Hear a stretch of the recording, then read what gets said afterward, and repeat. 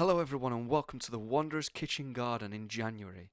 This series is going to document all the things that I'm doing and growing in my garden over the season. I don't intend to give you any tips or tricks really.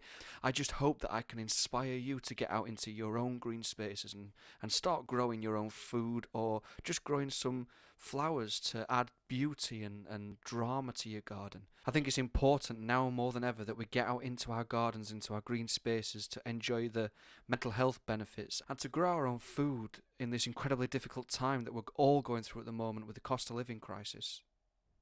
So first of all, here I'm going to be sowing some rocket, as I'm reliably informed it can be sown in January at this time.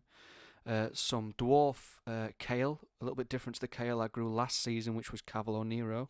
So we'll see if I can actually get a successful harvest of it. And I will also be sowing some basil now in January, as again I am reliably-ish informed that I can sow basil now.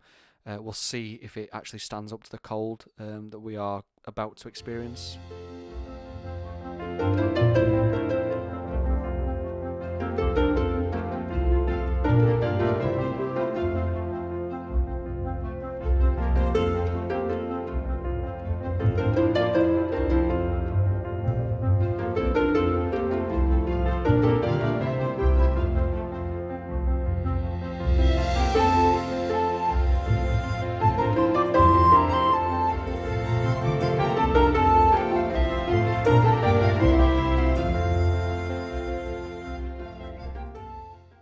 And now I'm going to be sowing some marjoram into this particular tray. It's kind of a bit of an experiment really. I know that you can sow herbs at this time, but marjoram, again, I think it's a sort of tropical herb, so it's a complete guessing game. It's a complete experiment, so just come along on the ride to find out if it works. And if you're wondering why I'm currently wearing a glove in this particular clip, it's because I leaned like an idiot against a nail that was sticking out of the wall of the shed and got a boo-boo. So that's why I now am wearing a glove for the rest of the video as well. Please everybody put your sympathies in the comments. And here is the cold frame where I've currently got my Boxing Day sown onions growing. Some aubergines that I sowed prior to this video are also in here. Some strawberries that are have been overwintering in the cold frame as well. So yeah, that's what's currently in the cold frame. Next, I'm going to be freshening up the paths between my raised beds with some new wood chip to make that area look a little bit nicer during the next growing season. And it can also provide me with some compost for the next growing season, because while it's sat being a path between raised beds, it's also rotting down and creating some lovely nutritious compost for the next year. So not only are wood chip paths very good and they make your garden look good, they also serve a purpose for your next progressive growing seasons.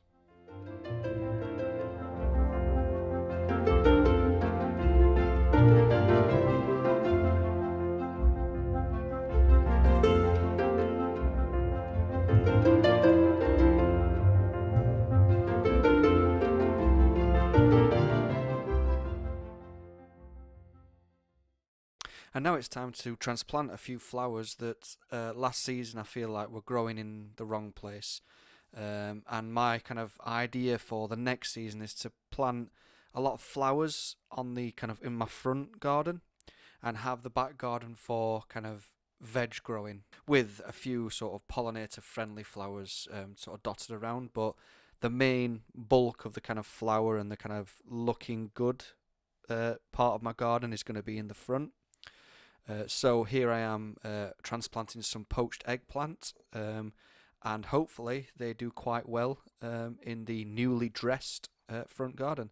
As you can also see there, I've planted earlier on last year some allium bulbs, several varieties of allium actually, and some tulips as well are there in the front garden. So hopefully that front bit will look quite nice and look really nice for people walking past as well.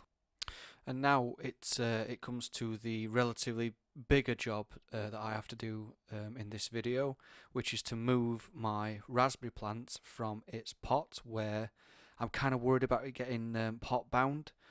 So I'm going to dig a hole for it next to my lavender plants and plant it actually in the ground. I know this creates the risk of the raspberry plant sending out runners and getting a little bit out of control, but I feel it's more beneficial for the plant itself rather than just leaving it in the pot to kind of get pot bound and not reach its full potential. As you can see in that hole there that I dug, I discovered and kind of reminded myself that I'd planted some bluebell bulbs in there, and some of them actually were germinating and sprouting. So I thought, rather than waste them and destroy them, I'll just move them. So I did. I moved them into the front garden, which is, again, like I've said, where all my kind of flowers, or a lot of my flowers, are going to sit and grow. And now here we are near the end of the video, and I'm going to sow my chili seeds that somebody bought me for Christmas in this snazzy little sort of growing set. That does come with all the equipment that I do need to grow the chilies, or to start them off indoors, which is what I'm going to be doing. As you can see, there are 4 varieties that come in this set. I believe it's Cayenne, Demon Hot, a chili called Rakita that I've never actually tried to grow before, so that should be interesting, and jalapeno as well are also in the set. As you can see, the set comes with coconut coir discs that you just pour water over the top of, and they kind of inflate and kind of soak up all the water, and then you plant the seeds into those discs and then leave them and cross your fingers and hope that the seeds germinate, because January is quite early to sow chilies. However, again, I'm reliably informed that you can sow them in January indoors because they need such a long growing period. But I guess, again, like many of the things that I've sown today, we're going to find out together whether these experiments actually work and I actually get some plants out of them. So yeah, I guess we'll find out.